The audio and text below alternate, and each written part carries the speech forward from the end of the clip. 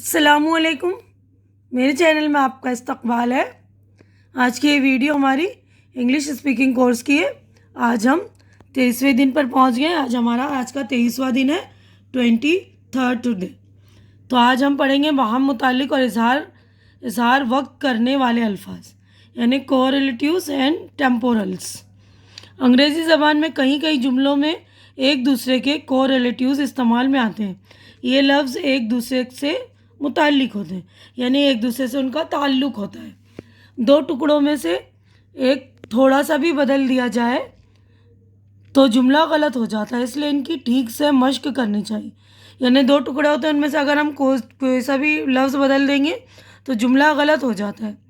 तो इसलिए हमें उसकी मश्क करनी पड़ती है। जैसे जो रिलेटिव्स वर्ड होते हैं ना, एक दूसरे के ताल्लुक़ में होते हैं। जैसे देखिए, hardly when, scarcely when, no sooner than, ठीक है, वगैरह कुछ लफ्ज़ अपने साथ कोरिलेटिव्स नहीं रखते, वो अकेले इस्तेमाल में आते हैं। जैसे देखिए, अभी ये पूरा सेंटेंस है, as soon we reach the bus stop the bus left. यानी एज सून एज, यानी जैसे ही हम वहाँ पहुँचे, रीच्ड बस स्टॉप पर पहुँचे, बस चली गई, है ना। तो यहाँ पर एज सून एज के साथ कोई और लफ्ज़ इस्तेमाल में नहीं आता। इसी सबक के बीच से में हम ज़मानी अल्फाज यानी टेम्पोरल के इस्तेमाल को सिखलाया गया। अब यहाँ पर देखिए, as soon as long as, unless, as far as, until, till, so that, no sooner than, hardly when, not only but also, either or, neither nor, although, the other, scarcely, when, rather than, no less than. अब यहाँ पर इसका इस्तेमाल हम सीखते हैं, ठीक है ना।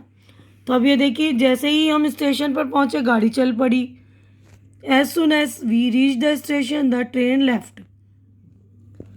जो ही वो अपनी तकरीर के लिए उठे, हॉल तालियों से गूंज उठा। No sooner did he get up to deliver his speech than the hall began to resound with cheers. हम अभी स्कूल पहुंचे ही थे कि घंटी बज गई। We had scarcely reach the school when the bell rang. वो अभी घर से निकला ही था कि बारिश शुरू हो गई। We had hardly left his house when it start raining. जब तक आप तेज़ न दौड़ेंगे, गाड़ी को नहीं पकड़ सकेंगे। Unless you run fast you will not be able to catch the train. जब तक मैं वापस ना आऊँ, बराए मेहरबानी आप मेरा इंतज़ार कीजिए। Please wait for me until I return. Until, जब तक, ठीक है ना।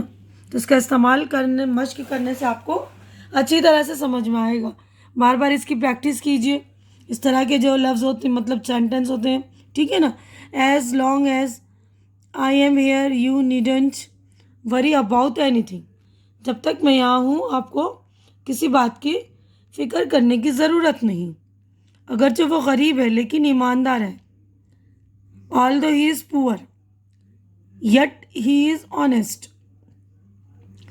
जहाँ तक मुझे याद है, as far as I remember, वो कल यहाँ पर था। He was here yesterday. जहाँ तक मुझे याद है ना, as far as I remember, ठीक है ना। तो ये as far as it is इस्तेमाल होगा। छत की मुरम्मत करा लो ताकि ना टपके। Get the roof repaired before it should leak.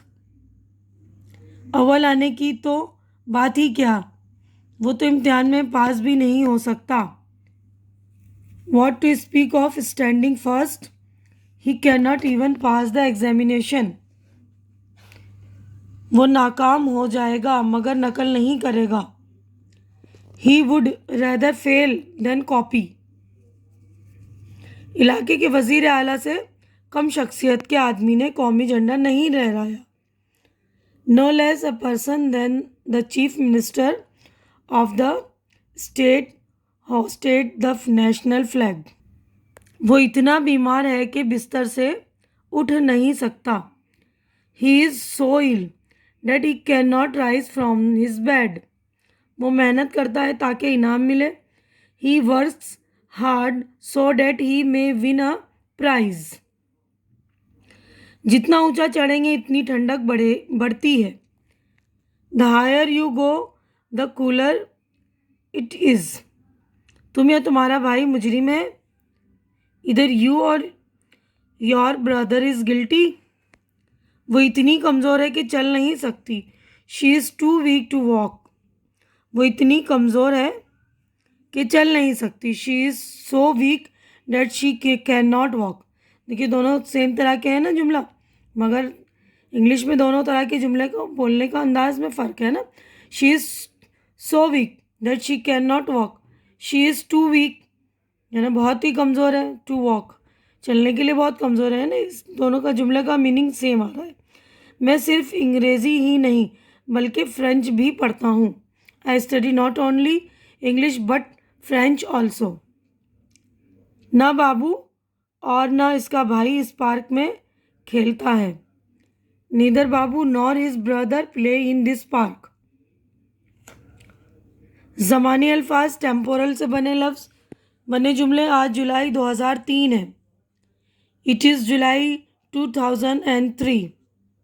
तो हम लोग क्या बोल सकते हैं? It is March 2021। ठीक है ना। वो अगस्त में आएगा। He will come in August.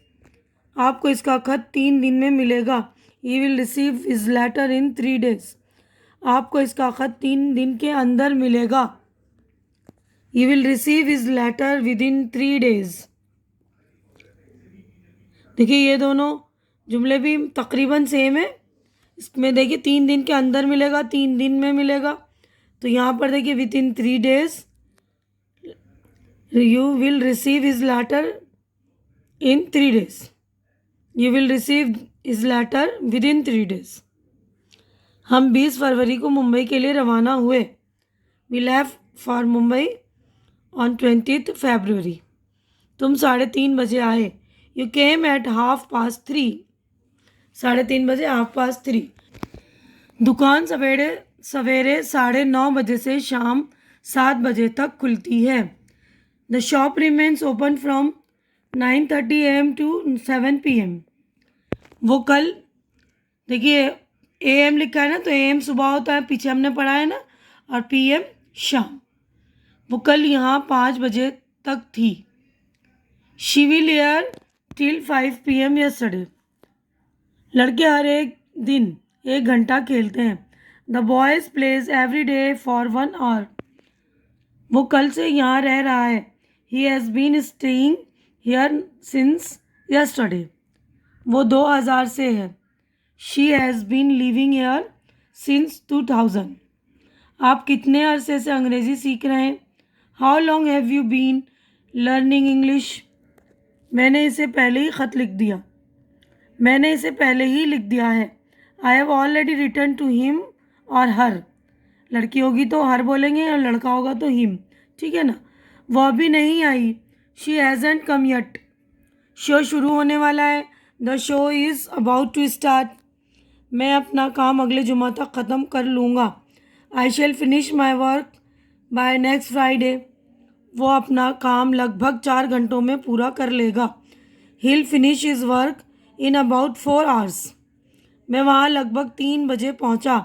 I reached there around 3 o'clock। जब रानी आई तो माला चली गई। When Rani came, Mala left। फजर होते ही इसकी सांस उखड़ने लगी। He was breathing his last by dawn। dawn सुबह के वक्त को कहते हैं। मैं इससे अगले माह तक मुलाकात करूँगा। I will meet him next month. I will का शॉर्ट फॉर्म होता है आई विल। ठीक है ना। तो ये याद रखिएगा। पिछले सबक में हमने पिछले चैप्टर्स में पढ़ रखे हैं ये। अब बड़ा याददाश्त है। टू रिमेंबर यानी रिवाइज करना है हमें पूरे चैप्टर को। No sooner did Rajendra reach the school than the bell started ringing. इन जुमलों में लफ्ज़ों के जोड़े इस्तेमाल किए जाते हैं। नो सूनर अकेला नहीं आ सकता, इसके साथ धैन लगाना ज़रूरी है। अब यहाँ पे है ना, no sooner did Rajendra reach the school than the bell started ringing. ठीक है ना।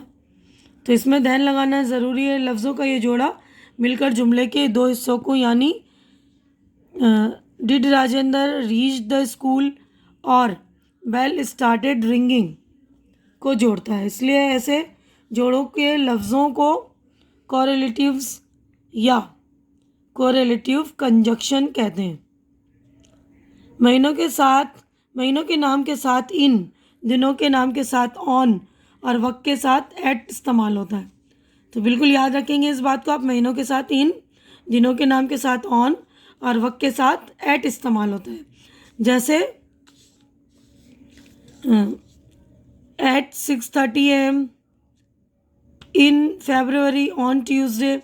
इसी तरह सुबह और शाम यानी इवनिंग, मॉर्निंग और इवनिंग से पहले इन और नून और नाइट से पहले एट लगता है। जैसे at noon, at night, in the evening, in the morning. तो मॉर्निंग और इवनिंग में इन द लगेगा, ठीक है ना, और नाइट में और नून में एट लगेगा। तो ये सारी बातें याद रखने वाली हमें याद रखना चाहिए, ठीक है ना। तो इसको मश्क करेंगे यानी आप इसकी एक्सरसाइज करेंगे, इसकी प्रैक्टिस करेंगे तो आपको याद हो जाएगा, ठीक है ना। जहाँ काम शुरू होने का दिन या वक्त मुअय्यन कर दिया गया हो वहाँ सिंस इस्तेमाल होता है। यानी कोई वक्त फिक्स होता है तो वहाँ सिंस इस्तेमाल होता है। जैसे since last Tuesday, since 4 AM, since 1974। वक्त बता रहा है ना कि वक्त एकदम एग्जैक्ट फिक्स वक्त है, 4 बजे का ट्यूसडे का वक्त, या सन 1974 से जो भी है। और जहाँ वक्त सिर्फ मुद्दत की शक्ल में दिया गया वहाँ पर फॉर लगता है। जैसे फॉर 3 years, फॉर 2 months। यानी हम बोलते हैं ना कि 3 साल की बात है, मुद्दत बताई जा रही है, एग्जैक्ट फिक्स वक्त नहीं है, फिक्स टाइम नहीं है, तो वहाँ पर फॉर लगेगा, ठीक है। तो ये वाली सारी बातें जो है आप लोग दिमाग में अच्छी तरह बिठा लेंगे और इसकी प्रैक्टिस करेंगे। उम्मीद कर रही हूँ कि मेरी ये वीडियो आप लोगों को अच्छी लग रही होगी। अच्छी लग रही तो इसे लाइक कीजिए, ज़्यादा से ज़्यादा शेयर कीजिए और मेरे चैनल को सब्सक्राइब करके मेरी हौसला अफजाई कीजिए, क्योंकि चैनल का सब्सक्राइब करना बिल्कुल फ्री है। आप लोग चैनल सब्सक्राइब करते हैं तो मेरी हौसला अफजाई हो जाती है।